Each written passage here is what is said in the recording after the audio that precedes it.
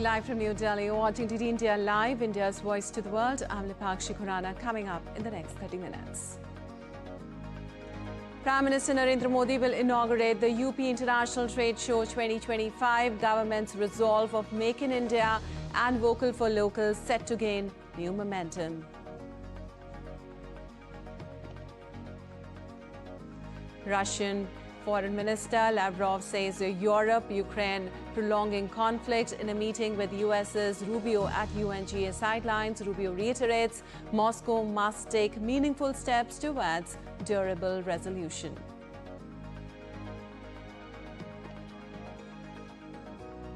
Detainee killed, 2 injured in sniper attack on US immigration facility. Trump accuses radical left of inciting violence against immigration officers. And in sports, India storms in Asia Cup final. Unbeaten defending champions will face the winner of Thursday's clash between Bangladesh and Pakistan.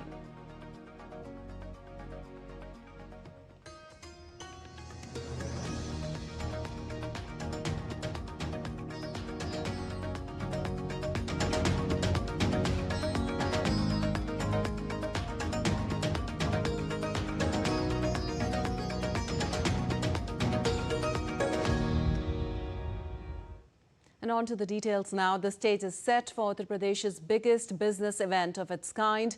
Prime Minister Modi will inaugurate the 3rd edition of the Uttar Pradesh International Trade Show at the Greater Noida Expo Mart on Thursday.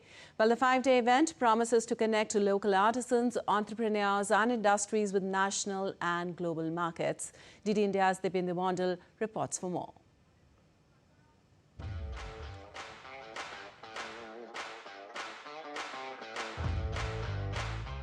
The Uttar Pradesh International Trade Show opens on 25th September at the sprawling Expo Mart in Greater Noida.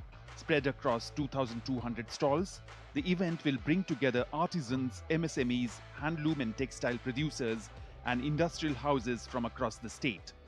This edition is expected to be bigger than before, with over 2,200 exhibitors and participation from more than 80 countries. The last edition had generated business worth 2,000 crore rupees, and this year's trade show aims to surpass that benchmark.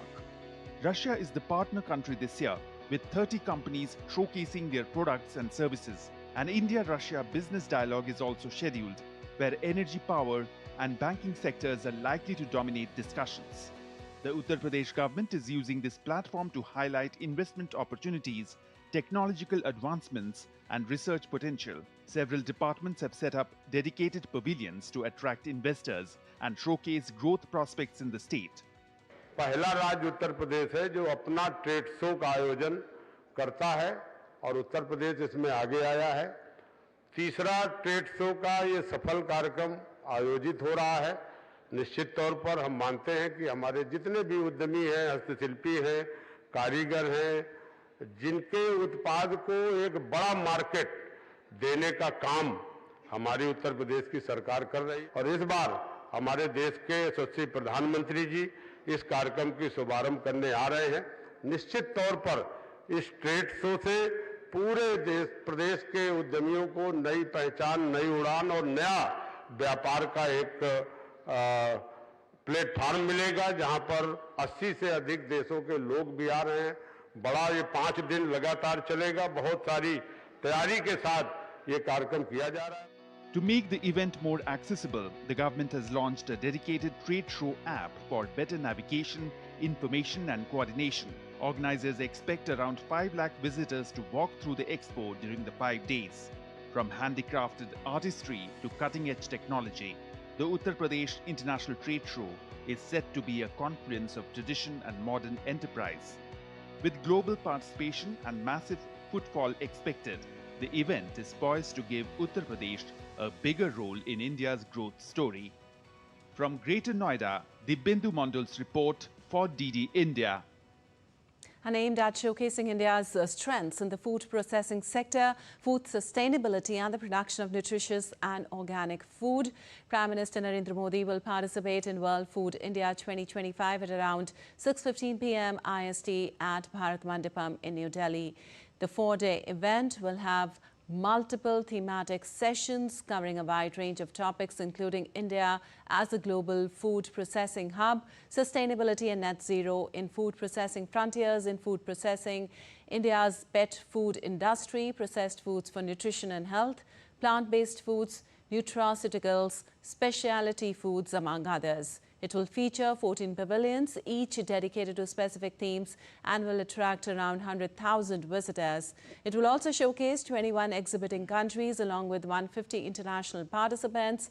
At World Food India, credit-linked support of over 770 crore rupees will be provided to around 26,000 beneficiaries for micro-projects in food processing sector worth over 2,510 crore rupees under Pradhan Mantri Formalization of Micro Food Processing Enterprises scheme. And Prime Minister Narendra Modi chaired the 49th meeting of PRAGATI, the ICT-enabled multi-model platform for proactive governance and timely implementation. Well, during the meeting, the Prime Minister reviewed 8 critical infrastructure projects across sectors, including mines, railways, water resources, industrial corridors and power. Well, these projects span 15 states and union territories stretching across the country with a cumulative investment of over 65,000 crore rupees. Now, Prime Minister urged officials at both the central and state levels to adopt a result-oriented approach, translating opportunities into improved quality of life for people, while also advancing the goals of ease of living for citizens and ease of doing business for enterprises.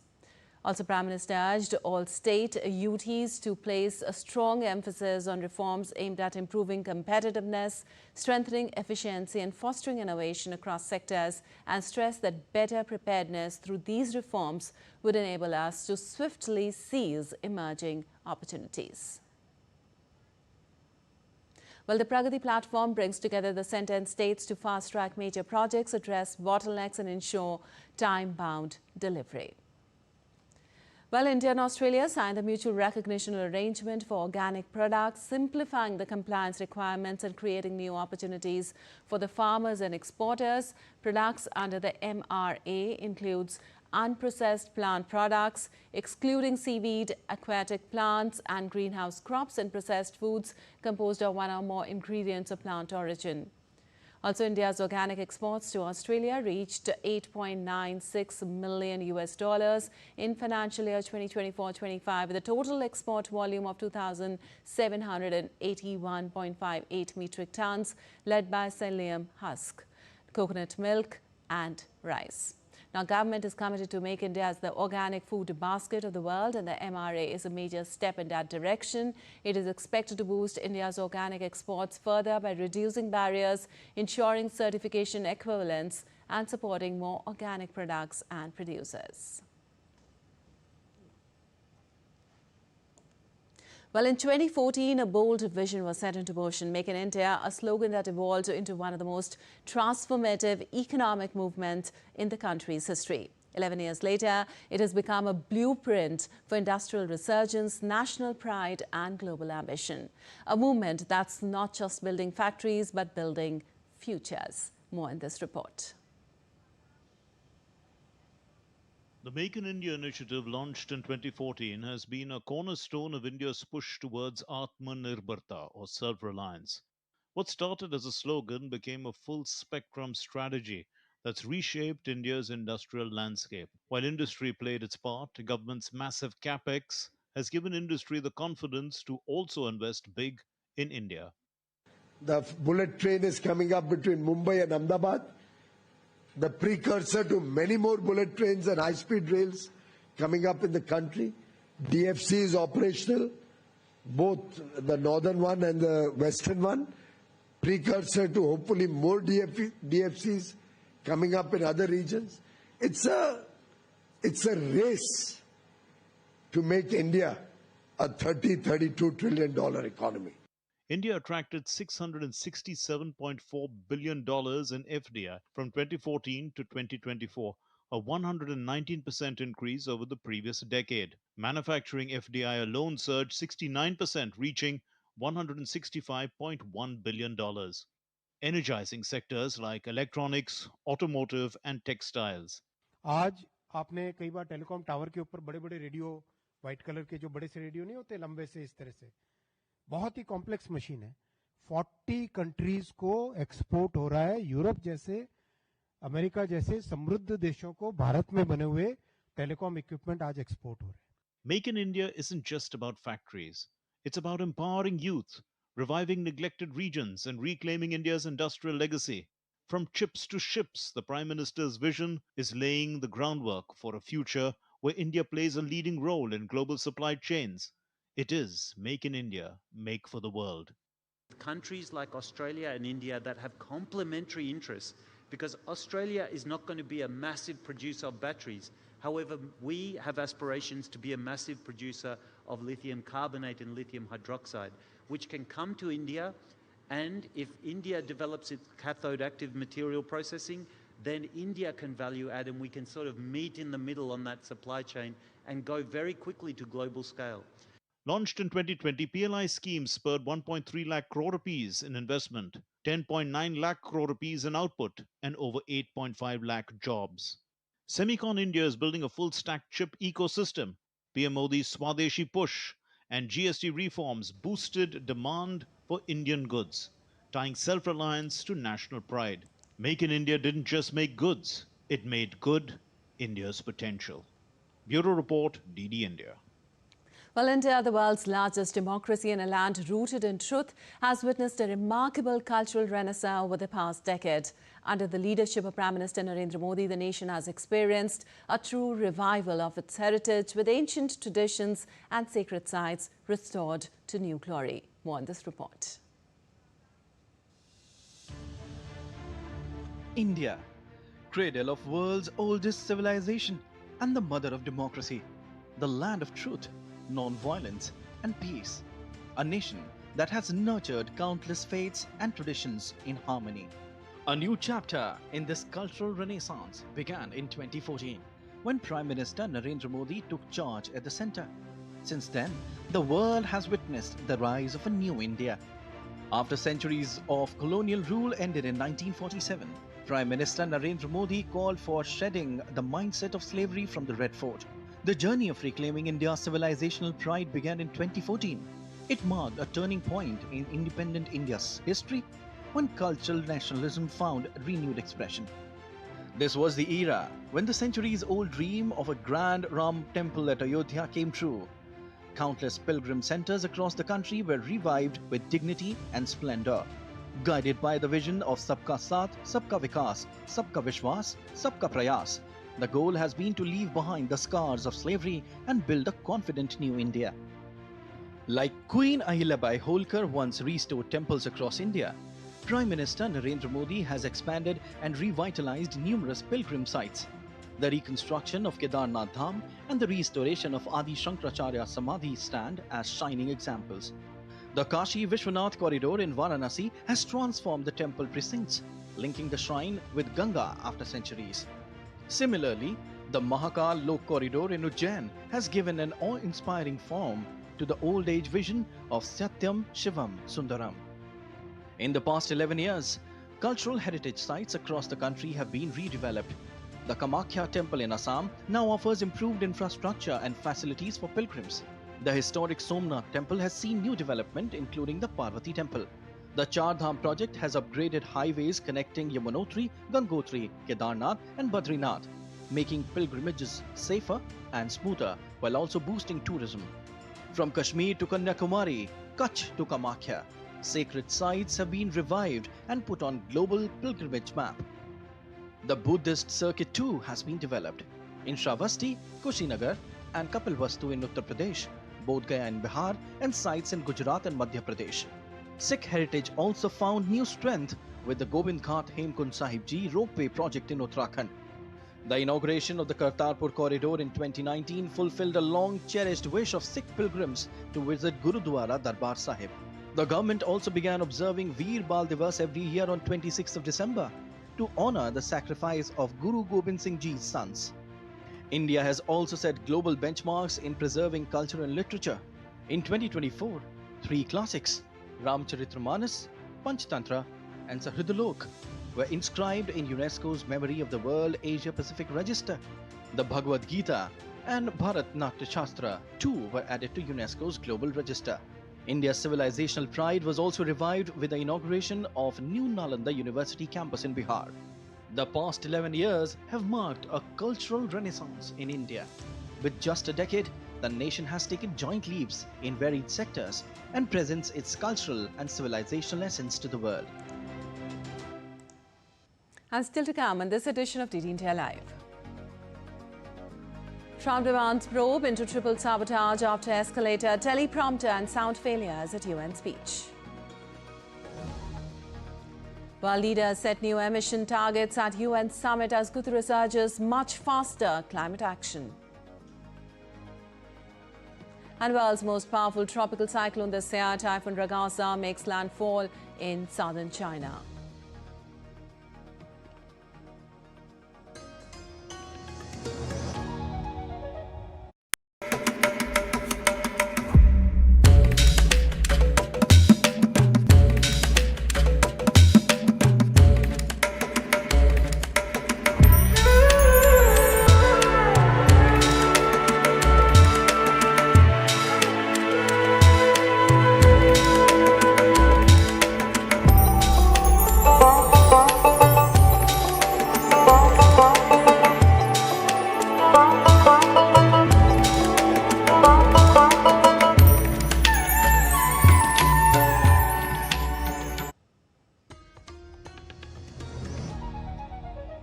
Welcome back. You're watching DD India Live. I'm Lipakshi Khurana, and moving on, reaffirming their resolve to solve the growing tension between the two conflicting nations, that is Russia and Ukraine. Russian Foreign Minister Sergei Lavrov met US Secretary of State Marco Rubio on the sidelines of the UN General Assembly. Top Russian diplomat Lavrov said that Kyiv and European countries were to blame for prolonging the conflict in Ukraine. He stressed the unacceptability of the schemes promoted by Kyiv and some European capitals aimed at prolonging the conflict.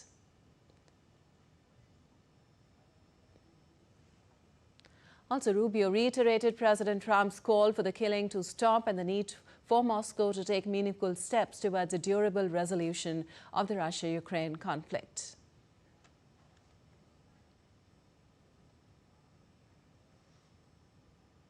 And amid the growing tensions between Russia and Ukraine, Ukrainian President Volodymyr Zelensky said he was ready to meet Russian President Vladimir Putin anywhere except Moscow, while Russia responded by naming Istanbul as its preferred venue for potential talks.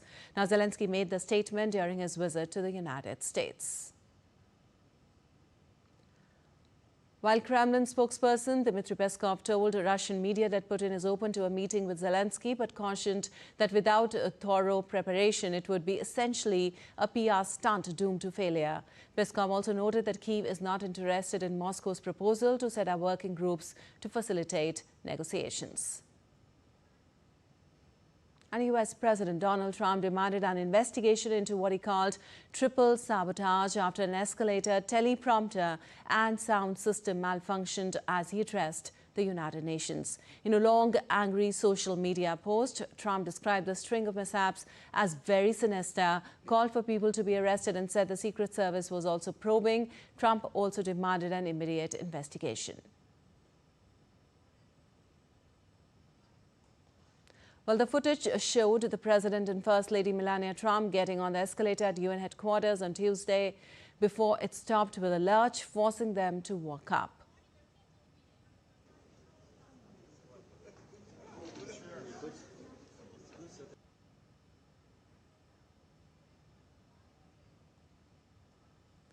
Then, as he began his speech, he noted his teleprompter was not working. He spent much of the rest of the speech bashing the world body. Trump then complained that his teleprompter for his speech was stone-cold dark for the first 15 minutes and that the sound in the UN auditorium was completely off.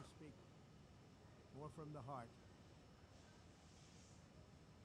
Although the UN has said the events that happened while Trump was at its headquarters in New York on Tuesday were accidental and partly blamed them on the White House staff. And the Texas city of Dallas, a detainee was killed and 2 were wounded in a sniper attack on a U.S. Immigration and Custom Enforcement facility. The Department of Homeland Security said in a statement the gunmen who opened fire on the ICE field office from the roof of a nearby building died of a self-inflicted gunshot wound. Now, the shooter's precise motive was still under investigation, but the FBI said he appears to have been directly targeting ICE, the agency chiefly responsible for carrying out President Donald Trump's pledge to expel millions of undocumented migrants. The ICE facility where the shooting occurred processes detainees before they are transferred to a long-term detention center.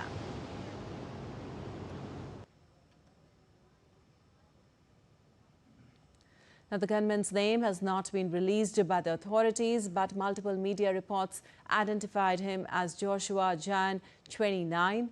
Photos emerged of the suspected man. The photo, dating back in 2016, stemmed from an offense the suspect committed a year earlier.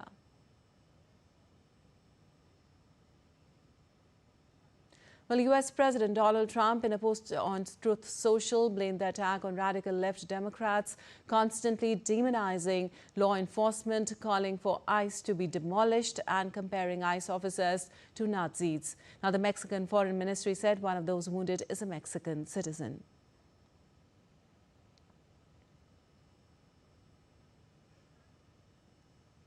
And the world leaders have unveiled new targets to cut planet heating pollution at the United Nations in a bid to spur fresh impetus to the beleaguered climate effort. A total of 120 countries in the European Union announced new goals to reduce greenhouse gas emissions at the Climate Leaders Summit in New York on Wednesday. The pledges most notably include one from China, the world's leading emitter, which said it would cut emissions by 7 to 10% from its peak level by 2035.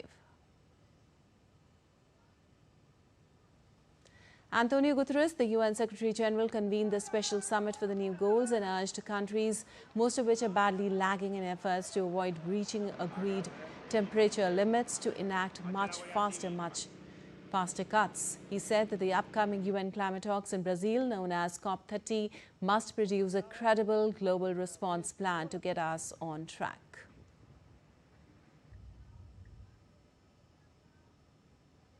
We need new plans for 2035 that go much further and much faster, delivering dramatic emissions cuts aligned with 1.5 degrees, covering all emissions and sectors, and accelerating a just energy transition globally. China met its 2030 wind and solar target 6 years ahead of schedule. India reached 50% electricity capacity from non-fossil fuels 5 years early. We are in the dawn of a new energy era. We must seize this moment of opportunity. COP30 in Brazil must conclude with a credible global response plan to get us on track. Well, Typhoon Ragasa, the world's most powerful tropical cyclone this year, struck the southern Chinese city of Yanjiang on Wednesday after killing 17 people in Taiwan and lashing Hong Kong with ferocious winds and heavy rains. The typhoon was tracking towards Maoming, one of China's biggest oil refining cities in Guangdong province. Weather experts say more powerful typhoons are likely to hit southern China due to climate change after a summer of record-breaking rainfall.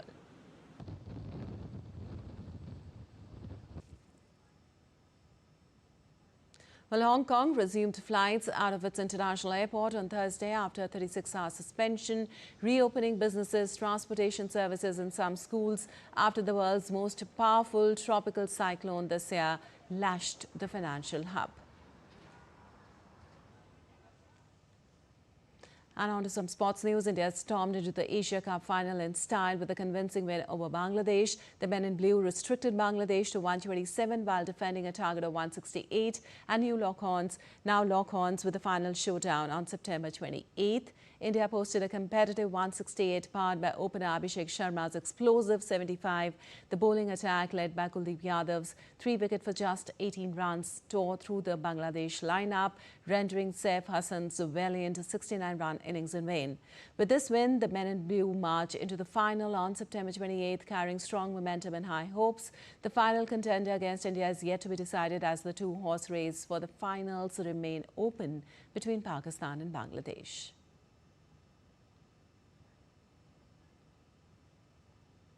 All right, that's all for this edition of DD India Live, but let us know your thoughts on the news of the day. For those on the go, you can get all the latest news and updates from India and across the world on the DD India mobile app. The app is available on both Android and iOS platforms. Scan the QR code on the screen to download now. We'll be back with more news as it breaks here on DD India. I'm Lipakshi Khurana from all of us here in Delhi. Thanks for watching DD India Live.